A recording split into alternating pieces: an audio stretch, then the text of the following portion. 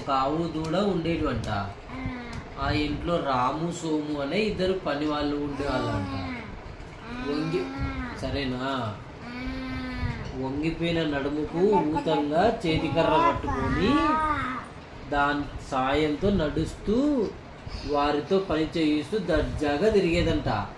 ముసిల్ది బిర్రుగా తిరిగేదంట. బాలకుంట్ల చేతుల్లా అట్లా కట్టె పట్టుకొని బిర్రుగా పని చేయించుకుంటా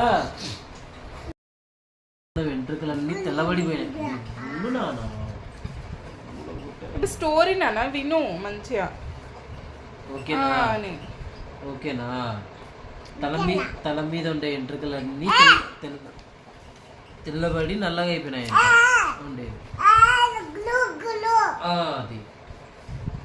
అది ఆవిడ ఊరి మధ్యలో పెంకుటింట్లో ఉండేదంట. పెంకుటిల్లు ఉండేది.